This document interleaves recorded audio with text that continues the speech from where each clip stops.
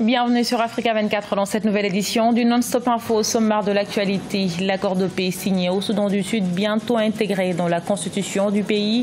Le comité national d'amendement de la constitution est mis en place à 21 jours pour établir le cadre juridique pour son intégration. En Afrique du Sud, 2 jeunes entrepreneurs créent une application mobile pour révolutionner le secteur agricole dénommée Kula. La plateforme permet aux agriculteurs confirmés et débutants d'améliorer leurs ventes. Et un coiffeur égyptien aide des jeunes patients atteints de cancer à gérer certains effets secondaires de leur traitement. Le barbier leur offre des perruques en fibres médicalement adaptées, une initiative appréciée par les patients. Mais tout d'abord, à Madagascar, la compilation des résultats du premier tour se poursuit. Ce mercredi, près de 10 millions d'électeurs se sont rendus aux urnes pour départager les 36 candidats en lice pour le premier tour de l'élection présidentielle. Un scrutin qui s'est déroulé globalement dans le calme. Les opérations doivent durer environ 2 semaines avant l'annonce des résultats définitifs. Les électeurs qui se sont déplacés dans les bureaux de vote espèrent que l'issue de cette élection présidentielle les éloignera définitivement des crises politique.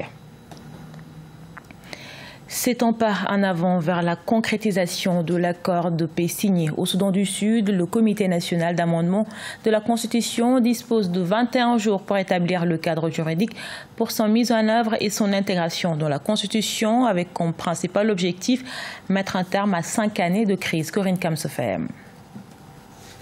Pendant 21 jours, le Comité national d'amendement de la Constitution du Soudan du Sud rédigera et complétera un projet de loi portant amendement de la Constitution afin d'incorporer le pacte de paix dans la Constitution de transition. Les travaux du dit comité se sont ouverts le 5 novembre à Juba. Pour le président du comité, Gikara Gibara, ce début de mise en œuvre de l'accord récemment signé entre le président Salva Kiir et son adversaire Riek Machar va porter des fruits. C'est en effet un début positif et encourageant pour les travaux du comité reconstitué alors que nous commençons à assumer notre rôle très critique. Nous attendons avec intérêt des délibérations fructueuses. Le nouvel accord de paix prévoit une pré-transition de 8 mois qui a débuté à la date de signature, soit le 12 septembre, suivie d'une transition de 3 ans avec au bout des élections. Par ailleurs, le docteur Riek Machar est réhabilité dans son poste de vice-président. Aussi, pour éviter tout favoritisme sur la base ethnique, un comité délimitera les États fédéraux qui devront respecter les territoires des tribus. Cette fois-ci, il y a eu plusieurs mesures qui ont été proposées. C'est un accord de paix qui a beaucoup de profondeur au plan social et politique et qu'il a vraiment beaucoup de chances de réussir. Le Comité national d'amendement de la Constitution du Soudan du Sud accomplira les tâches nécessaires à la préparation de la période de transition et à la formation du gouvernement d'unité nationale de transition revitalisé. Ce comité comprend les représentants de tous les signataires de l'accord de paix. En rappel, l'opposant Riek Machar est retourné à Juba le 31 octobre après 2 années d'absence dans un contexte de guerre civile qui a commencé en 2013. L'agriculture figure parmi les secteurs les plus innovants. Des applications sont créées pour mieux développer le secteur. En Afrique du Sud, par exemple, 2 jeunes entrepreneurs ont mis en place Kula. La plateforme permet aux agriculteurs confirmés et débutants d'améliorer leurs ventes. Découverte avec Vina Nodin.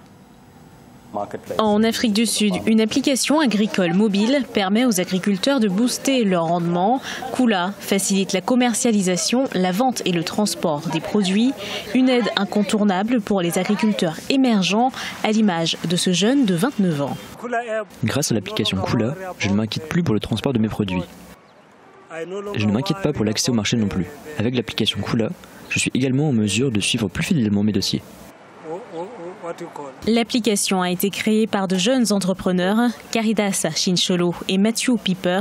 Elle permet aux agriculteurs de vendre et aux entreprises de commander des légumes frais et biologiques. Pour ses fondateurs, cette application a été créée pour trouver des solutions africaines aux problèmes africains. Nous avons pensé que si nous pouvions trouver un moyen de commercialiser tous ces agriculteurs émergents, cela aurait des conséquences énormes sur l'emploi et fondamentalement sur la croissance économique du continent dans son ensemble. Acheter directement auprès de l'agriculteur agriculteurs permet aux supermarchés d'autonomiser leur achat.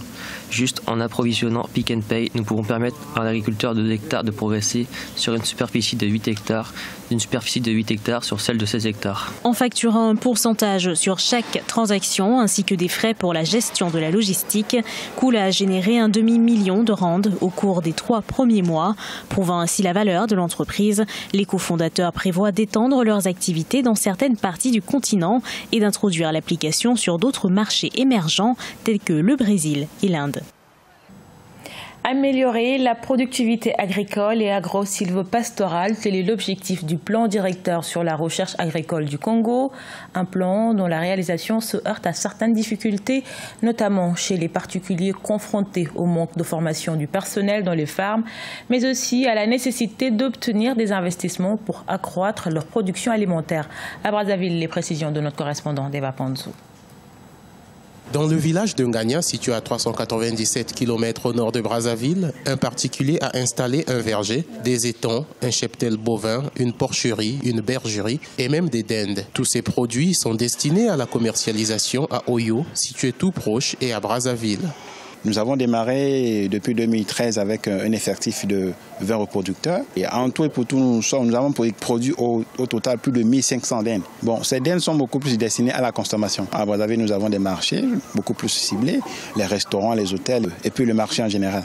Malgré la volonté de l'initiateur d'étendre sa ferme et son verger, celle-ci se heurte à la nécessité de trouver des investisseurs intéressés par ce projet qui s'est inspiré du modèle de Sangaï au Bénin. Du côté du gouvernement, l'élaboration d'une politique agropastorale et halieutique est la réponse idoine face à tous les maux qui minent ce secteur. L'assistance des petits et moyens producteurs agricoles, pastoraux et halieutiques à travers des structures publiques appelées agences de développement ont pour mission d'assurer l'accès de ces opérateurs au financement et ainsi on pourra les amener à se développer davantage.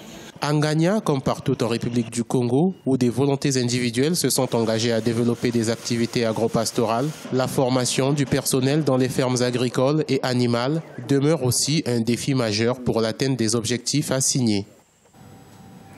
En Algérie, le syndicat des éditeurs de la presse électronique est remonté contre le gouvernement. 23 sites d'information dénoncent des attaques des autorités sans précédent dans la jeune histoire de la presse en ligne. 6 journalistes et éditeurs de médias sur le web sont en détention préventive pour des motifs en liaison avec leur métier. Le syndicat invite donc le ministre de la Communication au dialogue, mais aussi à prendre des mesures concrètes pour lever l'embargo institutionnel dont est victime la presse électronique. Les traitements anticancéreux, notamment la chimiothérapie, peuvent entraîner la perte de la totalité des cheveux. Les initiatives se multiplient pour aider les patients. Au Caire, la capitale égyptienne, un coiffeur offre des perruques adaptées au traitement aux enfants atteints de cancer. Cette initiative qui redonne le sourire influe directement sur le processus de traitement Vinanoda. Cette pathologie touche aussi bien les adultes que les enfants. Il s'agit du cancer. Les traitements contre le cancer peuvent entraîner la chute partielle ou totale des cheveux. En Égypte, un barbier du nom de Samei Salam aide les enfants à gérer ces effets secondaires en leur offrant gratuitement des perruques en fibres médicalement adaptées. Bien sûr, Dieu m'aide à payer cela avec mon propre argent. Mon père vend des perruques et il a pu me trouver des endroits où je peux les acheter. Avant de les offrir aux enfants, j'ai demandé quelles étaient les spécifications requises pour les patients atteints de cancer. Ça m'a permis de connaître les exigences des médecins. Lara Mostafa est atteinte de cancer à 5 ans. Ses parents ont fait appel à Samei Salam pour lui permettre de retrouver ses longues mèches noires. Après des mois de séances de chimiothérapie suivies d'une perte de cheveux, Lara Mostafa retrouve le sourire.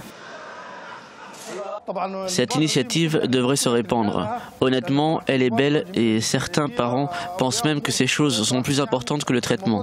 Le traitement psychologique représente 50% du traitement du cancer. Le moral de l'enfant est extrêmement important pour le processus de traitement. Vous ne savez pas comment Lara a été touchée par le problème de ses cheveux. Le barbier a actuellement aidé une dizaine d'enfants sans l'aide des principales institutions de cancérologie. Il a lancé cette initiative après avoir visionné sur les réseaux sociaux le bonheur que ces perruques peuvent apporter aux jeunes patients. Ce journal a été réalisé par l'ensemble de la rédaction. Merci pour votre fidélité. À retrouver dans un instant une nouvelle édition de l'actualité sur Africa 24.